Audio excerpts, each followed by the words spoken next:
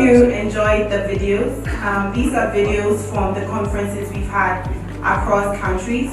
The first video was from Dubai, so that was the conference we had in Dubai. The second video was Nairobi, and the third video was Ghana. And we are proud to announce that our fourth country this year is Rwanda, and we are so excited about it because of the prospects that it offers. So before I take too much of your time, I would like to go right into my welcome address. Thank you. Honorable Minister, Your Excellencies, Deputy CEO of NIAB, representatives from PSF, Managing Directors of Agribusiness, Presidents of Farmers Associations, distinguished guests, friends from the media, ladies and gentlemen. Being a part of the organizing team of Meet the Farmers Conference has been both a humbling and insightful journey. As a management consulting firm, Crinovate DMCC, headquartered in Dubai, it was almost impossible to ignore the obvious gap that existed with regards to agricultural trade. Indeed, it is discouraging to visit supermarkets in the UAE and have little or no representation of the nutrient-packed produce that come from the rich soils of Rwanda in particular, and Africa in general. It was for this reason we embarked on a mission in 2017 to create a platform linking the African agricultural producers with the off-takers in the Middle East and beyond to effectively translate business deals. Rwanda's economy grew 1.7% in the first quarter of 2017, and GDP reached 1,817 billion Rwandan francs from 1,593 billion Rwandan francs in the same quarter of the previous year. Rwanda has highly positive net exports in the international trade of coffee, tea, and to a lesser extent, spices. Rwanda's strong competitive advantages under the coffee, tea, and spices product category.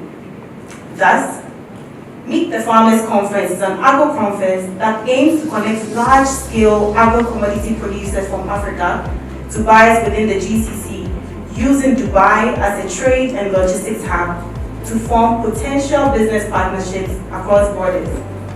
Distinguished guests, I must say that this initiative by Crinovate is a laudable one. It's an initiative that falls in line with Rwanda's mandates for this year. Thus, Rwanda will have diverse future avenues of exporting its agro-produce. Meet the Farmers Conference aims to curb the waste incurred by the country by providing supplementary avenues for food to be exported to the Middle East and the GCC countries, thereby increasing Rwanda's export earnings. I therefore reiterate that the event will serve as a focal point where parties of interest can form strategic alliance with the Dubai government, local and foreign authorities, off-takers, and financial institutions. It would also aid optimizing trade in the region. The conference aims to create a synergy between the different stakeholders in the agribusiness industry for a more effective and efficient trade facilitation that will gradually enhance productivity, food security, economic growth, and foster diplomatic relations. It will also shift focus from importation to exportation of agro-produce. At this juncture, we would like to implore the contribution of the key players in the agricultural industry to take the necessary steps in order to partake of this rare opportunity as well as the booming markets in the Middle East using Dubai as a hub. The success of our economy greatly depends on your participation and endorsement. Rwanda is moving in the right direction so far, and it's our collective responsibility to be chief drivers in this upward movement and not to be merely passengers in the vehicle of development. Murakoze.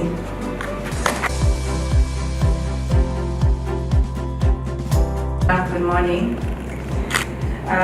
On behalf of the Ministry of Agriculture, through the National Agriculture Export Development Board, it is our pride to have you in Kigali for this conference.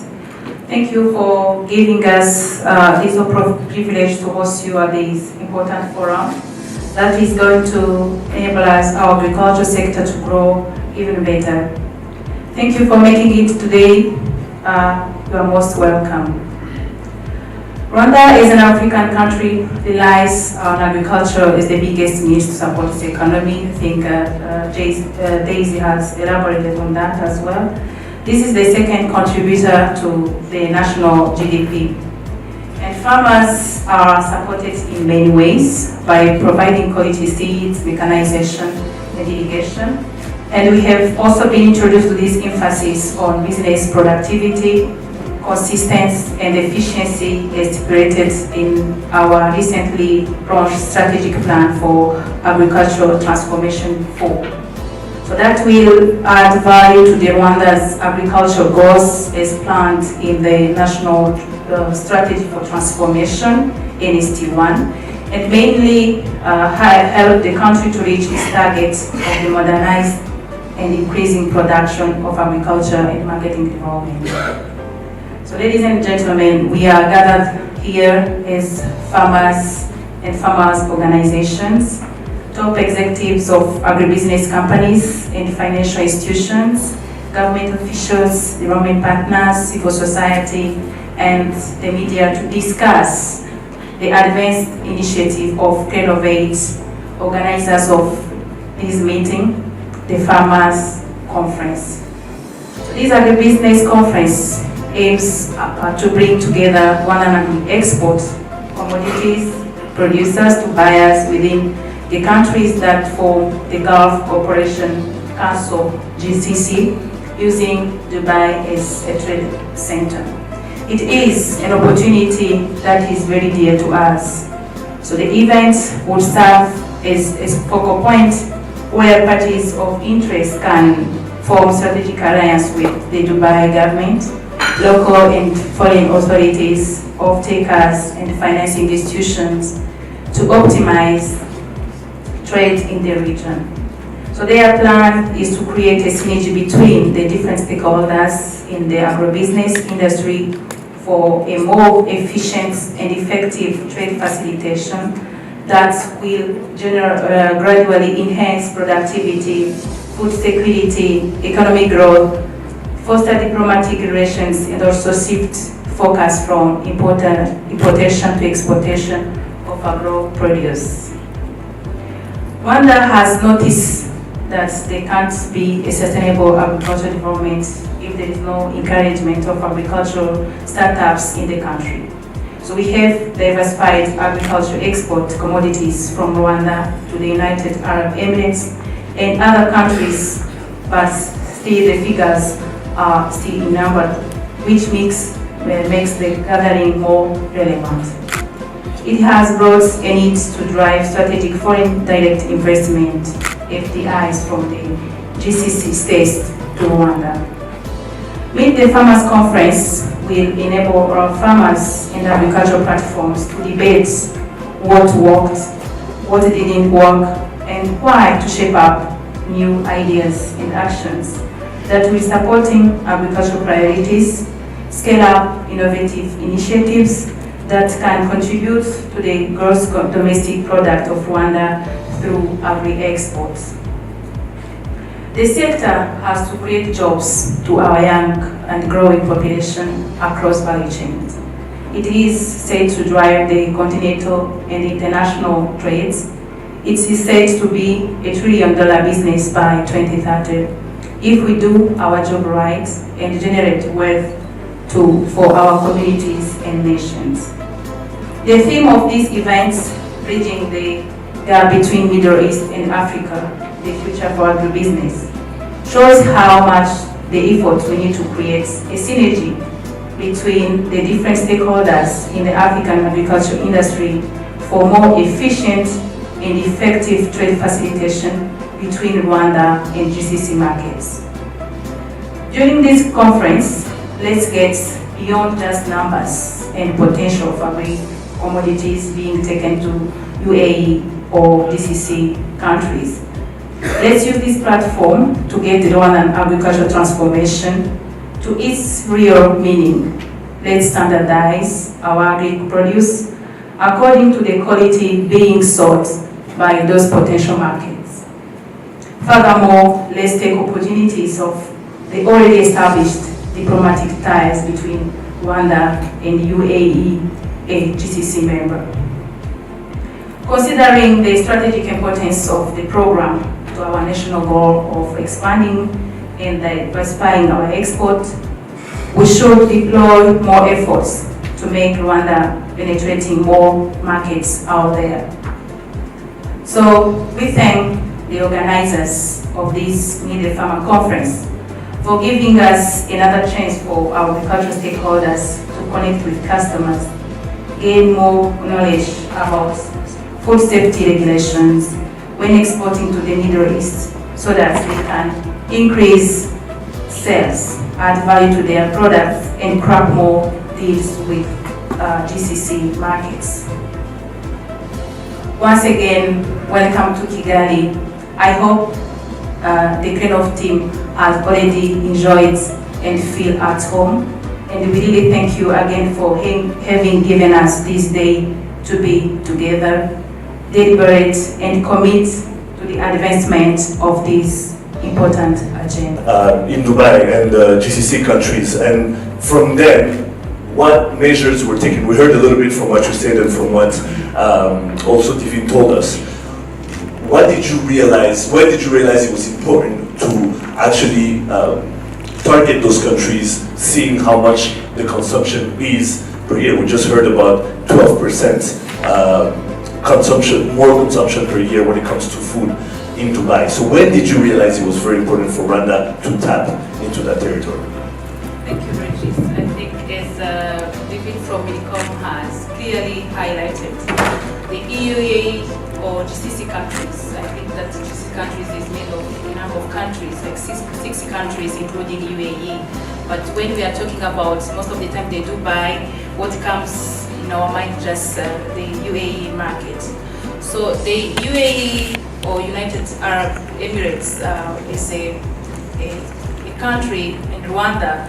The relationship has been there for so long. So starting from 1995, I think we've seen some close relationship in terms of diplomatic relations, but also business relationships. So as Rwanda, we really value that market in terms of its value and also its increasing growth in terms of consumption. So we started like in 2000s and above, trying to mobilize our exporters when Rwanda, for instance, depending on the value chains, when Rwanda would decided to diversify its market and also go for the quality market, specialized products and targeting niche markets, is whereby we realized that we need really to change our mind, because before we just concentrating on European market, US market, but the Middle East was somehow forgotten. That's when we try to mobilize our exporters, business people, to also have a vision to that market, because we realize that it's growing. I think Minicom has tried to elaborate some clear figures on how this is really increasing. And given the opportunities that are there, given the good relationships that are there, we realize that it's time to also take opportunity to explore what's being done on that market, because we realize that there are some other countries, African countries, that now are taking advantage. Before, it used to be a market of some other neighboring countries, Asian countries, let's say Indian are there, Chinese are there, but African countries has been highlighted by Daisy. If you go to their markets, the supermarkets, it's hard to find some African labeled products. So I think now it's time, and the awareness is going on, so that all of us who are gathered here today to start thinking, to start exploring the potential of that new market. Madame Eugenie Naimouachi, looking at the future of agriculture, what's the role of data to transform agriculture compared to the past? Thank you very much. Let me begin to answer that question by saying that data is actually what differentiates a smart worker and a hard worker.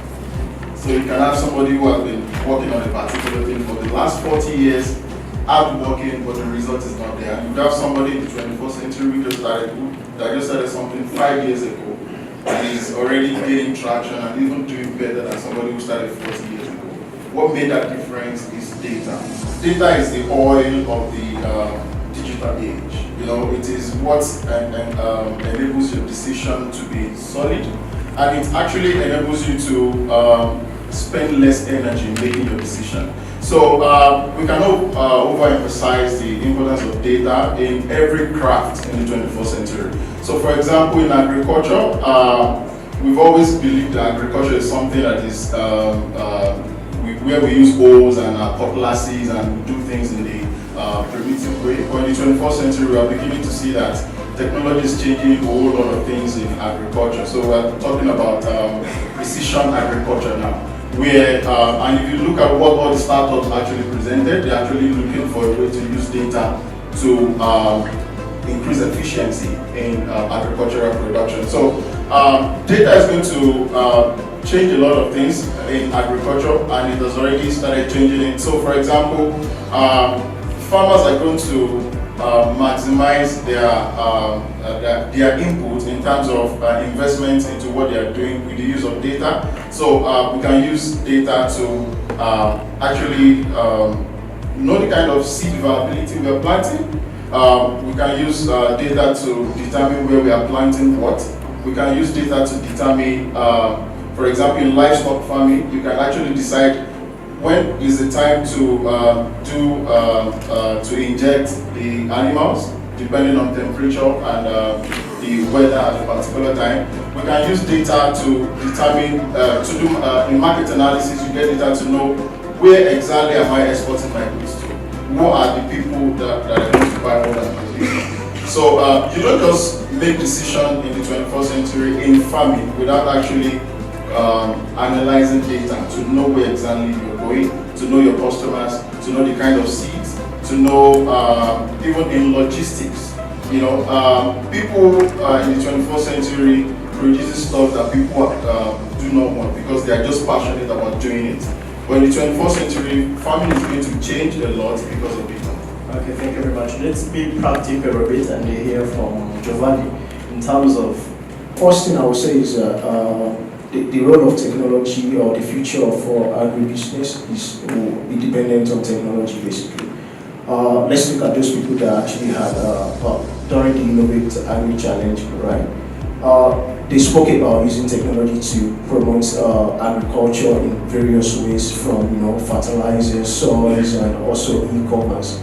That's actually the future of agribusiness because I'll use two examples now. I'm sure we've all heard of Amazon here. That's an American company and one of the most valuable companies in the world. So if you compare Amazon to Walmart, for instance, Amazon is worth much more than Walmart now and can probably buy Walmart 2 times.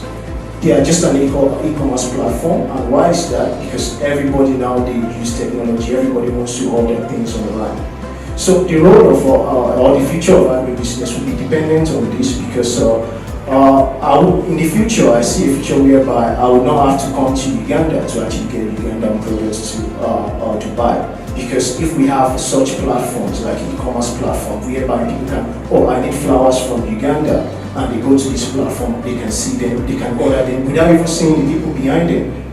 So that's the future that I see for agribusiness, and we are here to actually, promote that, to encourage youth to get into this, because there's so much in the value chain of agribusiness that we can use to actually encourage youth to get into agriculture, and to also encourage youth empowerment, and to also encourage economic viability in our various parts of Africa.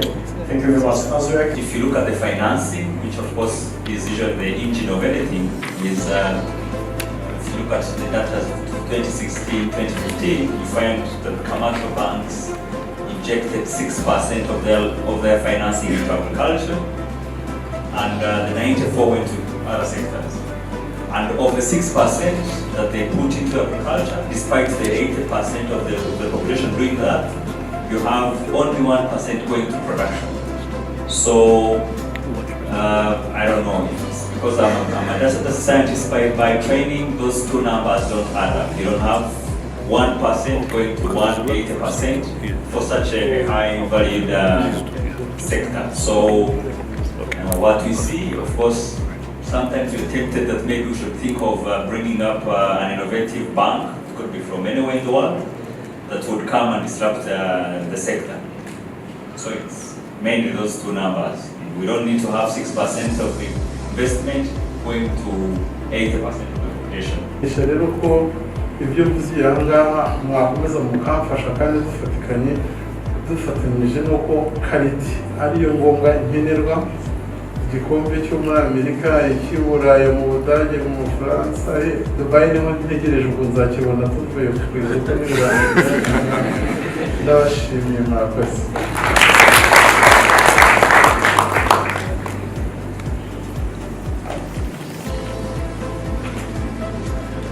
Thank you very much, Gerard Sina.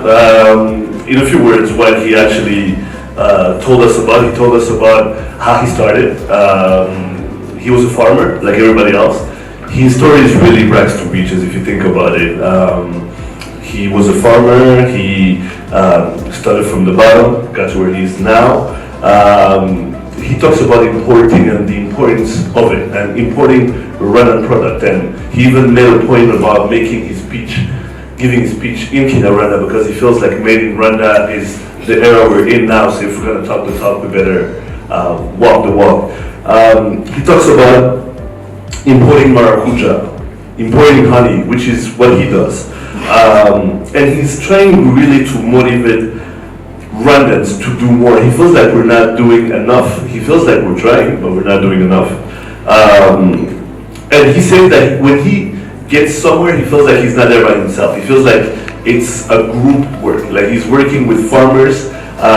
He invites actually all of you to come where he actually does his things, where he works. So you can see that the whole mountains and the whole hills are not just him, and some of the hills are not even farmed yet. But he's telling you that it's working together is much better than working alone. And he's talking about a college foundation called Sina Gerard that has his name that he started because he felt like it was important that we have experts in the fields out there who know what the regulations are, who know what the right produce should be.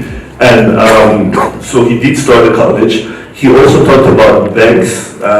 He talked about rejection, project rejection, etc. And he says a lot of people complain that when you go to banks looking for credit, looking for line of credit, most of the times you get rejected. And he's saying, yeah, maybe you do get rejected, but it's not just the bank's fault all the time. Maybe our files are not done the right way. Maybe the produce that you're trying to sell, or maybe the way you approach the bank is not the right way. So we need to go see experts and have the right files.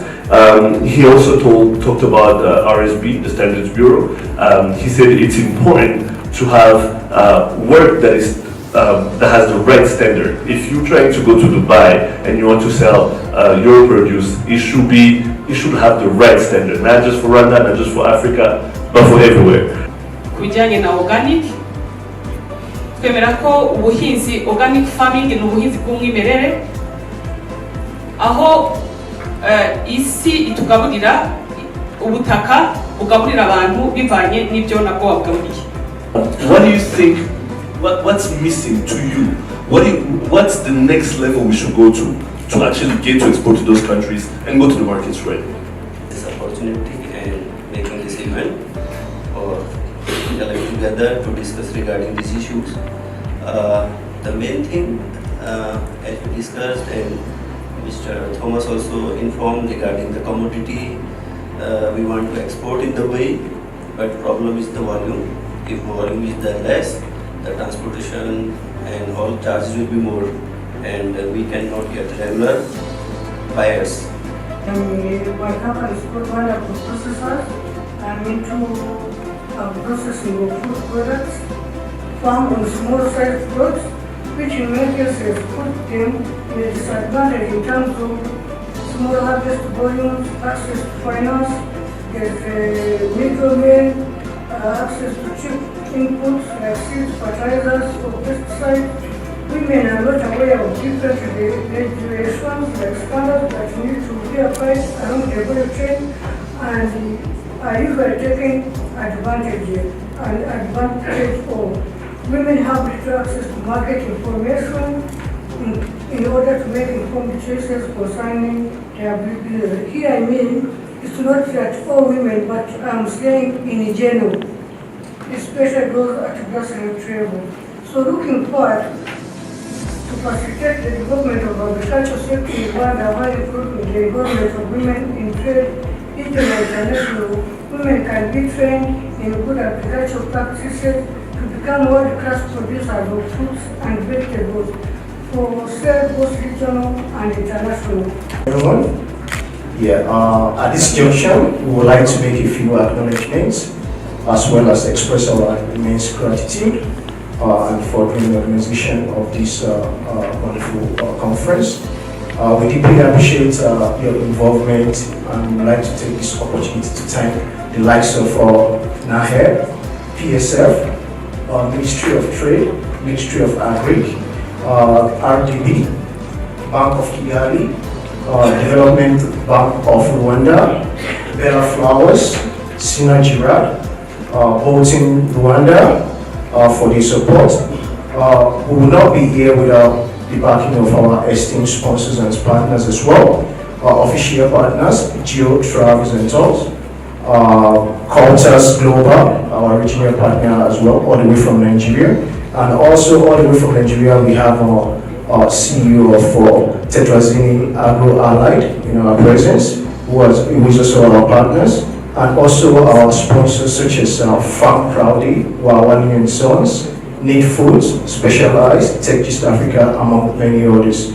As a special thank to you, our distinguished speakers, panelists, judges, media houses, and our lovely guests, we definitely could not have had this program without you.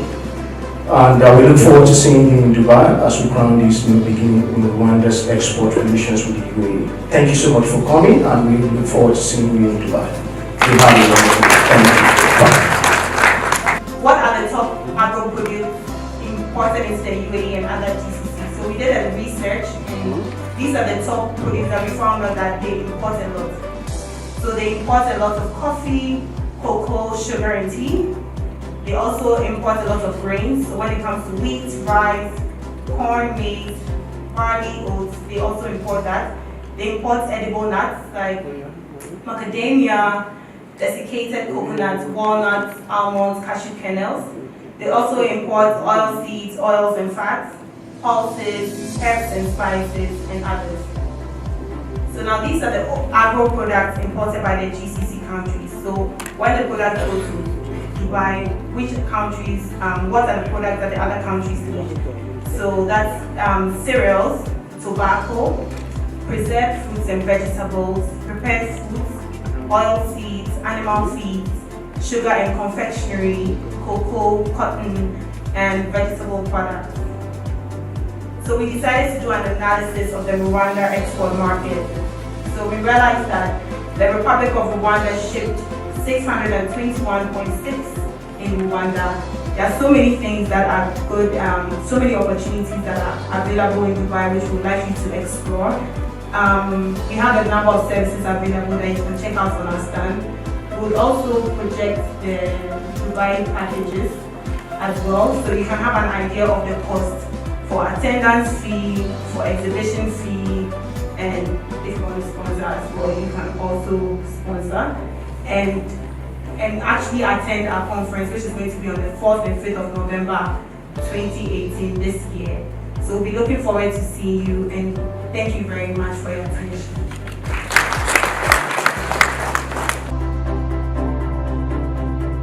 MTFC